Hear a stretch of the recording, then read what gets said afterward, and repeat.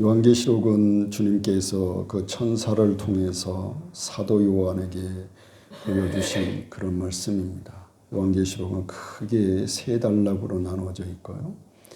그 중에 세 번째 단락은 장차 될 일을 증거합니다. 주님께서 사도 요한에게 보여주신 세체의 환상, 세체 단락을 살펴보면 첫 번째는 세상으로 상징되는 음녀 바벨론의 멸망에 대해서 증거하고, 두 번째는 전쟁이라고 하는 주제를 통해서 예수 그리스도의 재림과 그 재림의 결과를 증거하지요.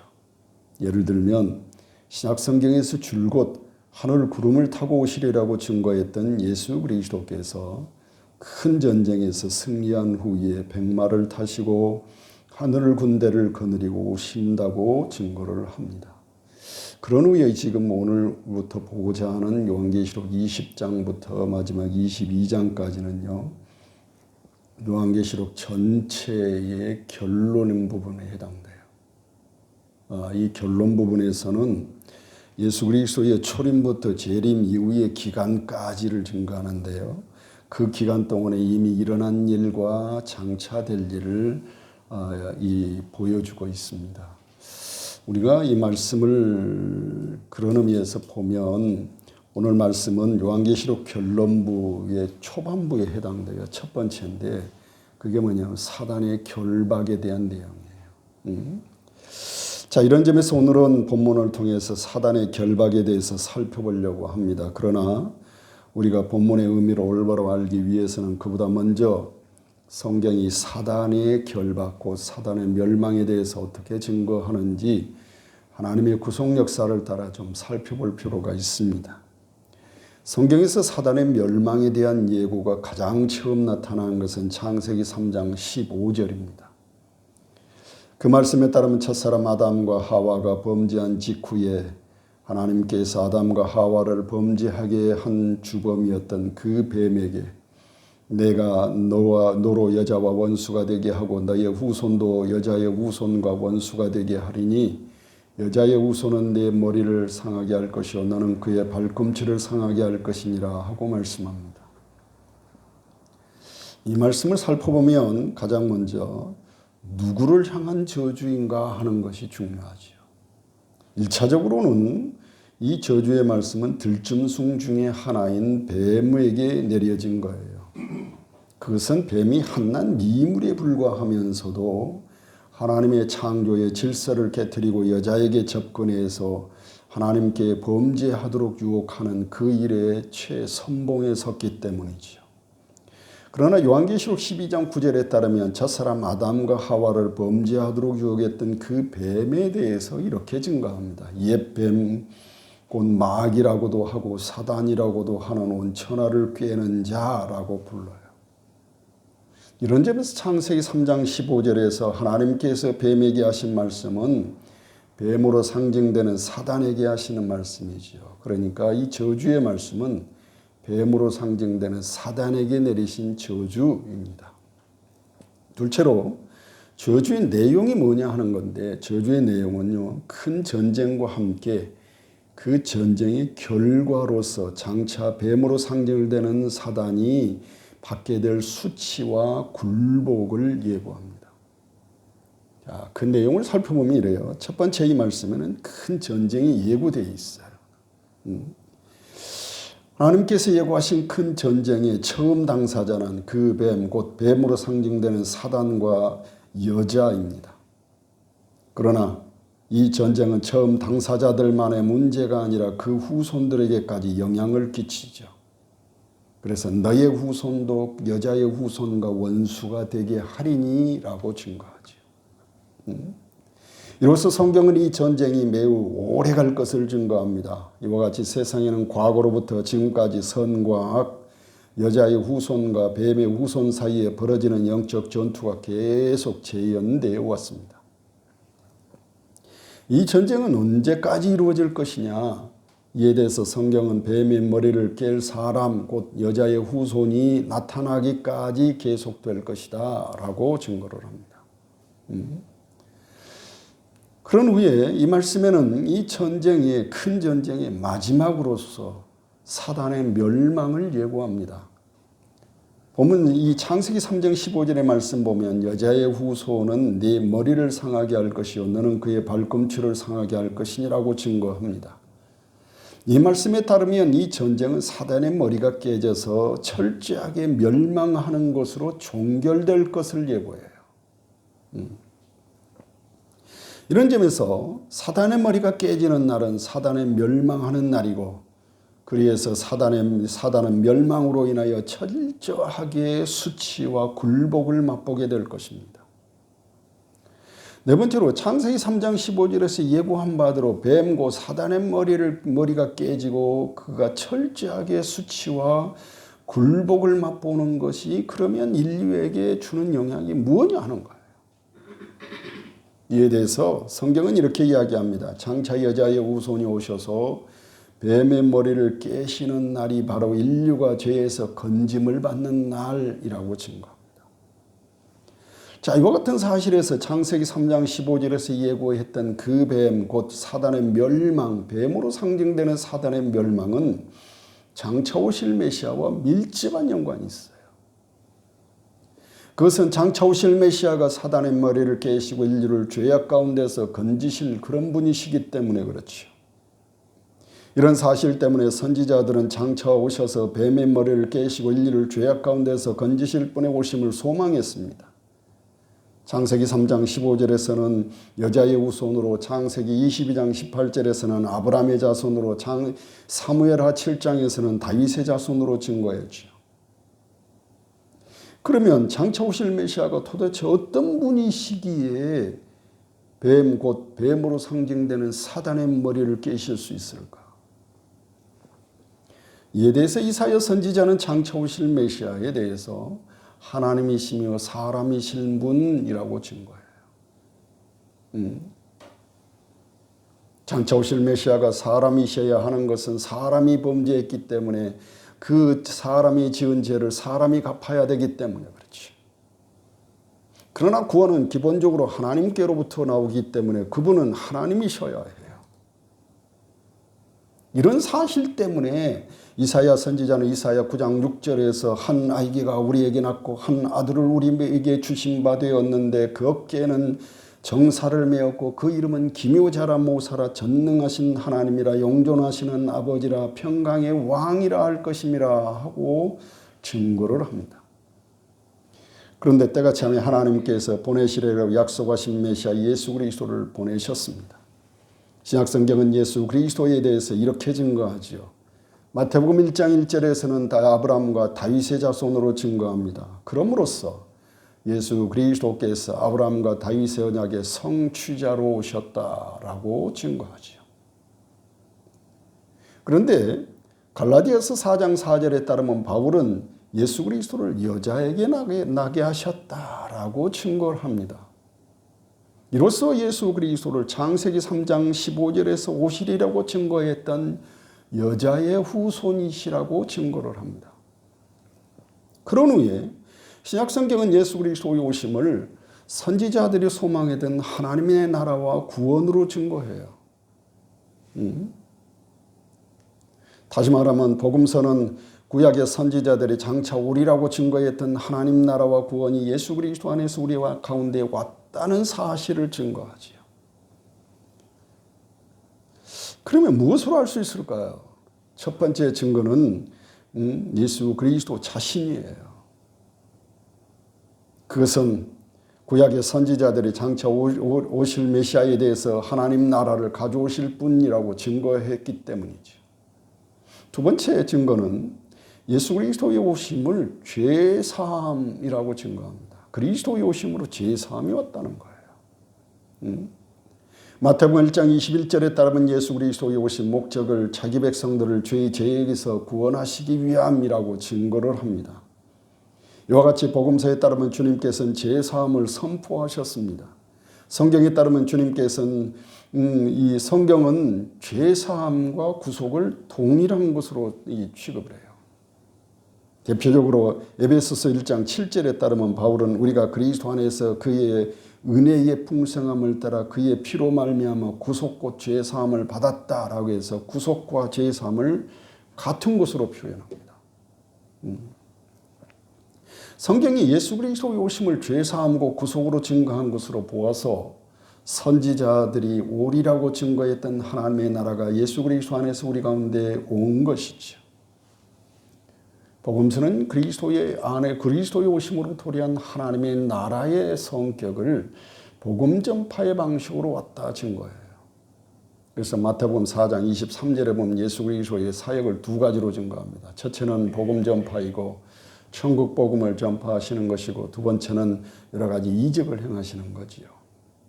이와 같이 주님께서는 마태복음 1장 15절에 마가복음 1장 15절에 보면 때가 찼고 하나님 나라가 가까웠으니 회개하고 복음을 믿으라 하심으로 복음을 선포했고, 또 나아가서 여러 가지 이적을 행하심으로 하나님의 나라가 그리스도 안에서 영광과 권세로 우리 가운데 왔다는 사실을 알리셨습니다. 하나님 나라가 그리스도 안에서 왔다는 사실의 세 번째 증거는 뭘까요? 그것은 사단이 예수 그리스도로 말미암아 쫓겨나기 시작했다는 사실을 통해서 알 수 있어요.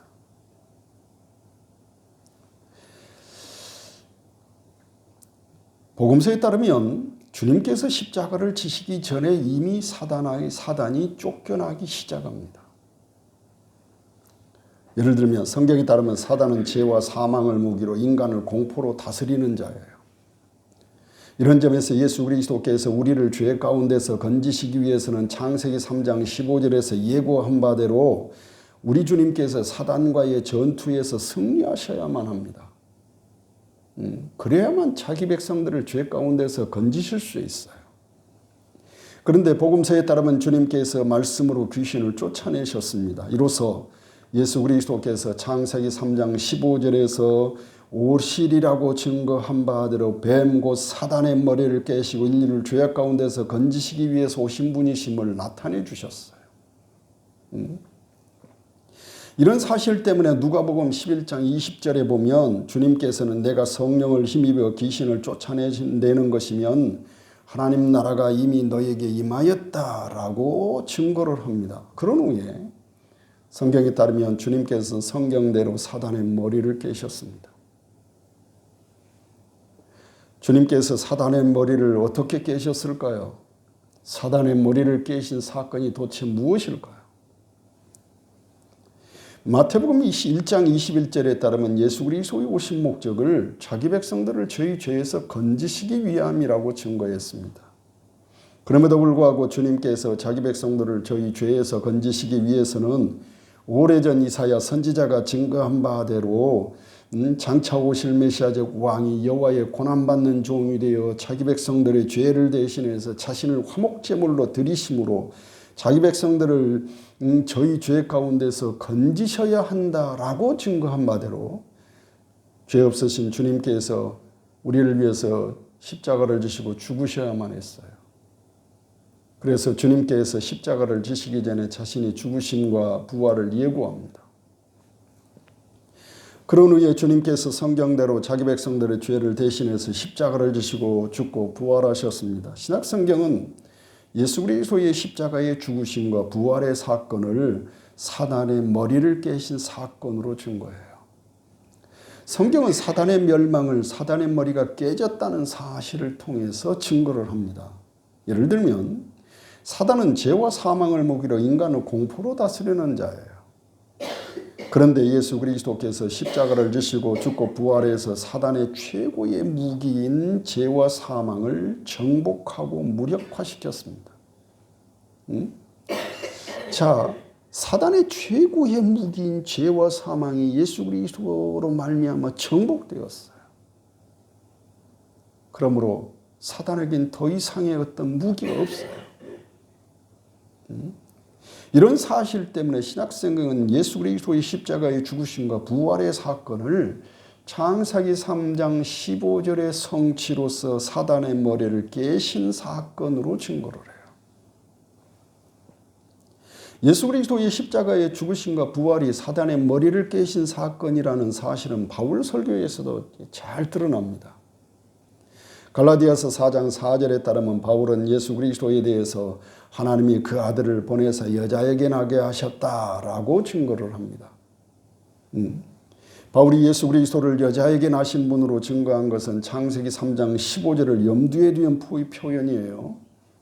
다시 말하면 하나님의 아들이신 주님께서 뱀의 머리를 깨시고 인류를 구원하시기 위해서 오셨다는 사실을 증거합니다. 그런 후에 골로새서 2장 15절에 따르면 바울은 정사와 권세를 벗어버려 밝히 드러내시고 십자가로 승리하셨다라고 증거합니다. 이 말씀에 따르면 바울은 예수 그리스도께서 십자가를 지시고 죽고 부활하심으로 사단의 머리를 깨시고 승리했다는 사실을 다시 한번 강조를 해요. 그런 후에 요한계시록에 따르면 예수 그리스도의 십자가의 죽으심과 부활로 말미암아 사단의 머리가 깨진 사단에 대해서 뭐라고 이야기하냐면 사단이 결박당하여 무저갱에 갇혔다라고 증거해요. 예를 들면 본문에 따르면 사도 요한은 사단이 결박당하는 환상을 봅니다. 본문 1절 3절에 보니까 내가 보매 천사가 무저갱의 열쇠와 큰 쇠사슬을 그 손에 가지고 하늘로서 내려와서 용을 잡으니 곧 옛 뱀이요 마귀요 사단이라 잡아 1000년 동안 결박하여 무저갱에 던져 잠그고 그 위에 임봉하였다라고 증거를 합니다. 이 말씀을 살펴보면 그래요. 첫 번째 본문에서 결박당한 사단의 실체를 이야기합니다. 그가 누군지에 대해서 이야기해요. 결박당한 사단에 대해서 뭐라고 하면 옛뱀 곧 마귀라고도 하고 사단이라고도 하는 자예요. 요한계시록 12장 9절에서 말씀과 같습니다. 이런 점에서 본문에서 언급하고 있는 결박당한 사단은 누구냐? 옛적의 뱀을 통해서 아담과 하와를 범죄하도록 유혹했던 자입니다. 그런 후에 아담 안에서 범죄한 모든 인간을 죄와 사망을 무기로 공포로 다스리던 자가 바로 그입니다. 또한 예수 그리스도를 십자가에 죽으심과 부활을 하심으로 그 머리가 깨진 자가 바로 그 사단이에요. 그러니까 본문의 말씀은 요한계시록은 뭐냐면 예수 그리스도의 십자가의 죽으심과 부활로 말미암아 머리가 깨진 사단에 대해서 사도 요한이 뭐라고 이야기하냐면 머리가 깨진 사단이 결박을 당했다라고 증거해요. 이게 결박당한 사단은 바로 옛뱀 마귀라고도 하고 사단이라고도 하는 자, 온 천하를 깨는 자, 그가 결박당한 거예요. 그러면 사단을 결박한 사건은 무엇일까요? 그것은 예수 그리스도의 십자가의 죽으심과 부활의 사건입니다. 예를 들면 성경이 예수 그리스도의 십자가의 죽으심과 부활의 사건을 사단의 머리가 깨진 것으로 증거함과 같이 예수 그리스도의 십자가의 죽으심과 부활의 사건은 사단을 결박하신 사건이 돼요. 그러면 성경이 왜 예수 그리스도의 십자가의 죽으심과 부활의 사건을 사단의 머리가 깨진 것 또한 결박을 당한 것으로 그렇게 증거할까요?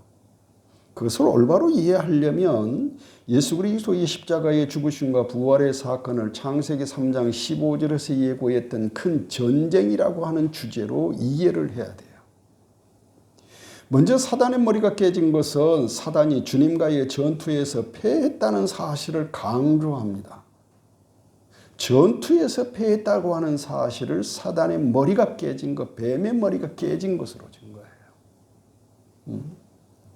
바꿔 말하면 어린 양이신 주님께서 십자가를 지시고 죽고 부활하심으로 뱀의 머리를 깨시고 큰 승리를 거둔 것이지요.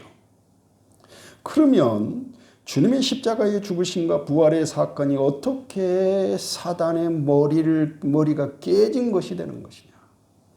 성경에 따르면 사단은 죄와 사망을 무기로 인간을 공포로 다스리는 자예요. 그런데 주님께서 우리의 죄를 대신해서 십자가를 지시고 죽고 부활하심으로 사단의 최고의 무기인 죄와 사망을 정복하고 무력화시켰습니다. 이와 같은 사실 때문에 성경은 예수 그리스도께서 우리를 위해서 십자가를 지시고 부활하셨을 때에 창세기 3장 15절에서 증거한 바대로 뱀으로 상징되는 사단의 머리가 깨졌다.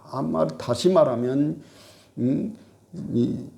옛 뱀이요 마귀라고도 하고 사단이라고도 하는 자가 어린 양과의 전투에서 철저하게 패했다 하는 사실을 가르쳐줘요. 패했다고 하는 것을 머리가 깨진 것이라고 증거하죠. 그런 후에 주님과의 전투에서 머리가 패해서 머리가 깨진 사단이 결박을 당합니다. 여기서 결박을 당한 것은 사단이 무장해제됐음을 의미하는 거예요. 다시 말하면 귀신의 왕 사단이 주님과의 전투에서 패해서 그 머리가 깨지고 결박을 당해서 무장해제됨으로써 이제 그가 더 이상의 이 전쟁을 치를 만한 어떤 무기가 없다는 사실을 가르쳐 줍니다. 그래서 무장해제됐다고 하는 것을 결박당했다라고 하는 것으로 증거해요. 그것은 사단의 최고의 무기인 죄와 사망이 완전히 정복되어 이제는 그가 사용할 무기가 없어졌기 때문이지요. 따라서 복음서가 증거하고 있는 창세기 3장 15절의 성취로서 머리가 깨진 것은 십자가의 사건은 머리가 깨졌다고 이야기하는 것은 전투에서 패한 상황을 이야기한다면 요한계시록에서 결박당한 것은 전투에서 패한 사단이 무장해제되었음을 의미하는 거죠. 자, 그러면 주님으로 인하여 머리가 깨지고 결박을 당한 사단은 지금 어디에 있을까? 이에 대해서 성경은 무저갱에 던졌다라고 증거합니다. 여기서 무저갱은 지옥을 가리킵니다. 이런 점에서 옛 뱀 곧 마귀라고도 하고 사단이라고도 하는 온 천하를 꿰는 자가 결박당하여 무저갱에 던져졌다고 하는 것은 지옥에 던져졌다 하는 것을 의미합니다. 그럼에도 불구하고 여기에서 우리가 눈여겨보아야 할 것은 옛 뱀 마귀라고도 하고 사단이라고도 하는 온 천하를 꿰는 자가 결박당해서 무저갱 곧 지옥에 던져지게 한 것은 예수 그리스도의 십자가의 죽으심과 부활의 사건이에요. 그 예수 그리스도의 십자가의 구속 사건의 결과로서 발생한 겁니다. 그러면 언제까지 결박될 것이냐? 그것은 예수 그리스도께서 다시 오실 때까지 무저갱 속에 갇혀 있게 될 것입니다. 이에 대해서 성경은 그 기간을 1000년이라고 증거를 합니다. 이 말씀에서 1000년을 어떻게 보느냐에 따라서 해석이 달라지는데 혹자들은 1000년을 문자적으로 보고 다른 경우는 1000년을 상징적인 숫자로 보기도 해요. 자, 이와 관련해서 먼저 1000년을 문자적으로 보아서는 안 됩니다. 그것은 1000년을 문자적으로 보는 것이 틀렸다는 사실이 이미 증명됐기 때문이죠. 그러면 우리는 어떻게 봐야 될까요? 1000년을 상징적으로 이해해야 됩니다. 그것은 성경에서 예수 그리스도의 재림을 역사의 끝 마지막으로 증거함 같이 1000년이라고 하는 기간은 예수 그리스도의 초림부터 재림까지의 기간을 가리켜요.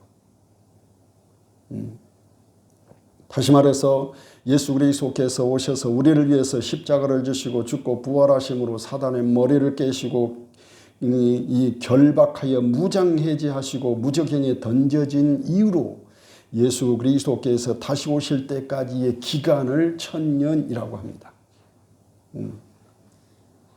본문에서 증거하고 있는 1000년은 완전을 의미해요. 두 가지의 개념이 있는데 하나는 먼저 여기서 1000년은 예수 그리스도의 초림부터 재림까지의 기간으로서 그리스도 안에서 도래한 하나님의 나라가 완전하다 하는 것을 가리켜요.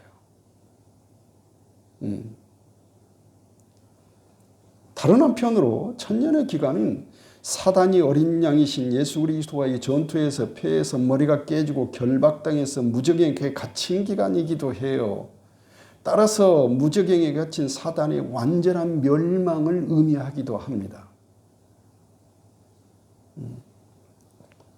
그런데 본문에 따르면 어린 양이신 예수 그리스도와의 전투에서 패해서 머리가 깨지고 결박을 당하여 무저갱고 지옥에 갇힌 사단의 미래에 대해서 천년으로 묘사된 기간이 끝난 후에 사단이 잠시 풀려날 것이라고 증거한다는 거예요. 이에 대해서 3절은 이렇게 증거합니다. 무저갱에 던져 잠그고 그 위에 임봉하여 천년이 차도록 다시는 만국을 미혹하지 못하게 하였다가 그 후에 잠깐 노일이라 하고 증거해요. 이 말씀과 관련해서 오래전부터 많은 사람들은 장차 사단이 지옥에서 나올 것이라고 오해를 해요. 그러나 그렇지 않습니다. 성경에서 무저갱은 끝이 없는 시면으로서 지옥을 의미합니다. 이와 같이 지옥을 의미하는 무저갱은 한 번 빠지면 다시 나올 수 없습니다. 다른 말로 하면 한 번 닫힌 지옥의 문은 열려지지 않는다는 말입니다. 물론 우리가 요한계시록을 살펴보면 무저갱의 문이 열렸다고 증거하는 그런 말씀이 나오기도 해요.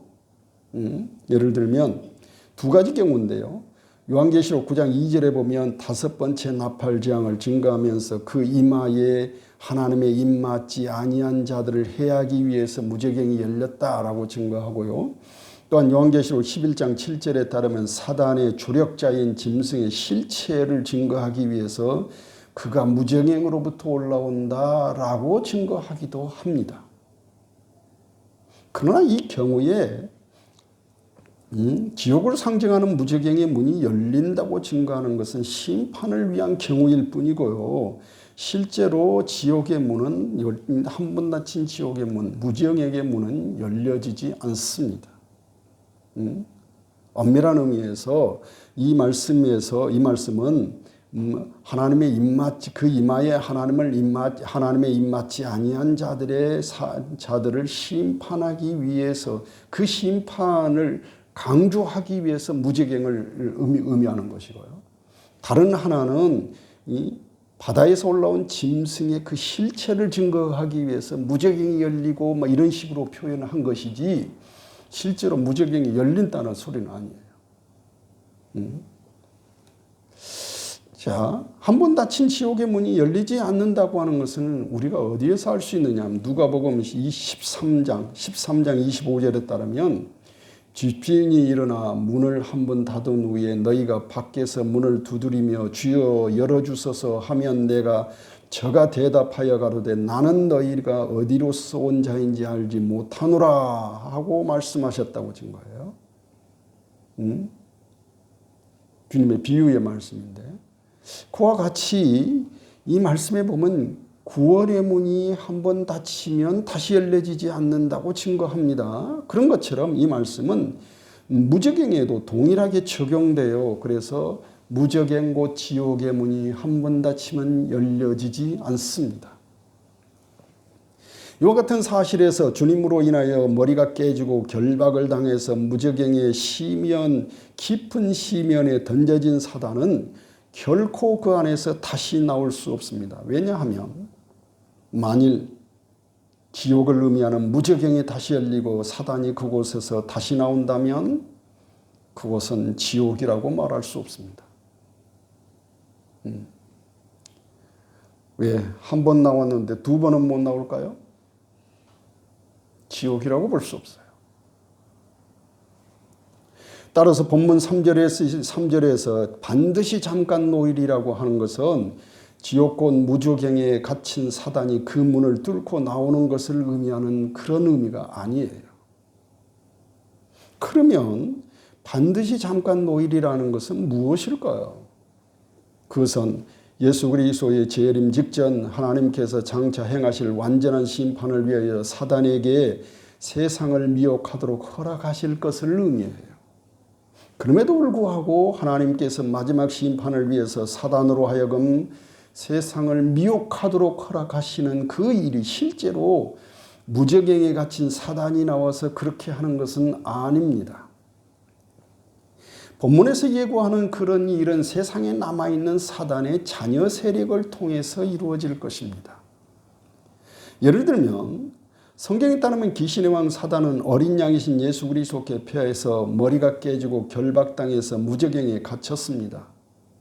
그럼에도 불구하고 세상에는 사단의 자녀 세력들이 남아 있어요. 이에 대해서 바울은 이야기합니다. 세상에 남아있는 사단의 자녀 세력들에 대해서 이 세상의 악한 영들이라고 표현해요. 에베소서 6장 12절에 보면 우리의 씨름은 혈과 육에 대한 것이 아니요 정사와 권세와 이 어두움의 세상 주관자들과 하늘에 있는 악한 영들을 대함이라 하고 증거를 해요. 그러므로 반드시 잠깐 놓인다는 것은 귀신의 왕 사단이 지옥을 의미하는 무저갱에서 나오는 것을 말하는 것이 아니라 하나님께서 장차 행하실 완전한 심판을 위하여 세상에 남아있는 악한 영들이 세상을 미혹하도록 잠시 허락하시는 것을 의미합니다. 이런 점에서 이 말씀은 요한계시록 16장 13절 14절의 이 말씀과 연관이 있어요. 그 말씀에 따르면 여섯 번째 대접재앙에서 개구리 같은 새 더러운 영, 곧 귀신의 영이 용의 입과 짐승의 입과 거짓 선지자들의 입에서 나고 이적을 행하여 온 천하 임금들에게 가서 하나님 곧 전능하신 이의 큰 날의 전쟁을 위해서 그들을 모은다라고 말씀하신 것과 연관이 있습니다. 그러나 본문에서 무저갱에게 갇힌 사단이 반드시 잠깐 놓인다고 증거한 바대로 마지막 때 귀신의 영이 짐승을 통해서 세상의 임금들과 나라들을 장악해 해서 어린 양으로 더불어 싸우려고 할 것이지만 결국 어린 양에게 패해서 영원한 불못에 던져질 거예요. 그것이 사단의 미래예요. 따라서 오늘 본문의 말씀을 올바로 이해해야 합니다.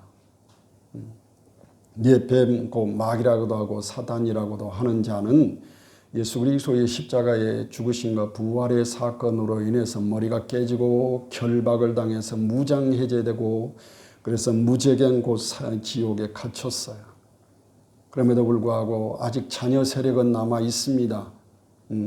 그들이 장차 예수 그리스도의 재림 직전에 이 하나님의 허락하심을 따라서 재림 직전에 세상의 임금들과 나라들을 장악해서 어린 양으로 더불어 싸우려고 할 것이지만 결과적으로는 예수 그리스도께 철저하게 패해서 그들이 영원한 불못에 들어가게 되는 거죠.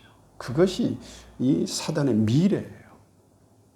사랑하는 성도 여러분, 요한계시록은 세상에서 영적 전투 중에 여러 가지 환난을 당하는 성도들에게 위로와 소망을 주려고 주신 말씀이에요. 예를 들면 예수 그리스도께서는 하나님께서 보내신 하나님의 아들 그리스도이십니다. 하나님께서 하나님의 아들이신 예수 그리스도를 보내신 것은 우리를 죄악 가운데서 건지시기 위함이에요. 그런데 주님께서 성경대로 우리를 위해서 십자가를 지시고 죽고 부활하심으로 모든 믿는 자들을 주의 삶 구속하셨습니다. 그리고 구속하신 성도들을 하나님 나라를 유업으로 주셨어요. 그러나 아직 완성은 아니에요. 최종적인 완성은 예수 그리스도의 재림 때가 될 거예요. 이와 같은 사실 때문에 그동안에 하나님 나라를 유업으로 얻은 성도들이 세상에서 영적 전투 중에 여러 가지 환난을 당합니다. 환난의 원인은 그리스도 때문이에요.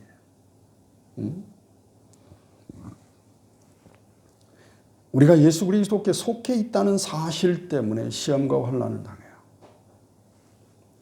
성경에 따르면 우리를 시험하고 환난을 주는 주체는 사단입니다. 그는 어린 양이신 예수 그리스도와의 전투에서 패해서 머리가 깨지고 결박을 당해서 무저갱에 갇혔지만 그럼에도 불구하고 뱀의 머리가 깨져도 몸은 움직이듯이 아직도 세상에서는 사단의 자녀 세력들이 남아있어서 성도들을 시험하고 환난을 줍니다.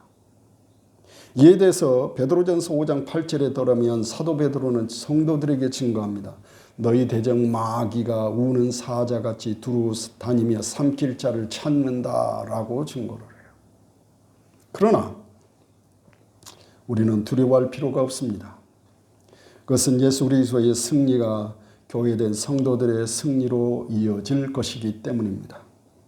예를 들면 우리를 위해서 십자가로 승리하신 주님께서 장차 승리의 사자로 오셔서 사단의 자녀 세력과 그들을 따르는 짐승과 짐승이 주는 우상을 섬기는 자들을 심판하시고 또한 자기 백성들을 위해서 하나님 나라와 구원을 완성하심으로 우리 믿는 자들을 그곳에 들이실 것입니다. 이미 머리가 깨진 사단은 다시는 재기할 수 없습니다. 세상에 남아있는 자녀 세력들도 철저하게 멸망할 겁니다. 그날은 하나님 나라와 구원이 최종 완성되는 날이 될 것입니다. 그날은 우리가 믿음으로 받았던 하나님의 나라가 최종 완성되어 우리 눈으로 보게 되는 날이 될 것입니다. 그러나 이 모든 것은 오직 믿음으로 씁니다. 예수 그리스도와 그의 십자가의 복음을 믿음으로 말미암아 죄사함 구속함을 입고 입었듯이 마지막 날에 우리 주님 다시 오실 때에도 오직 믿는 자들이 주님을 기쁘시게 맞이하게 될 것입니다. 그러므로 모든 성도들은 오직 예수 그리스도의 십자가의 복음 안에서 믿음으로 살아가기를 힘써야 합니다. 주님 앞에 다른 것은 없습니다. 우리가 가져야 될 것, 주님 앞에 나아갈 때 우리가 내보여야 될 것 다른 거 아무것도 없습니다. 오직 믿음 하나로 예수 그리스도의 십자가의 복음 안에서 믿음으로 그 삶을 살아가는 그 삶 하나로 그 믿음만이 하나님께서 우리를 그 믿음 안에서 보시고 사랑하시고 우리에게 은혜를 주실 것입니다. 기도하겠습니다.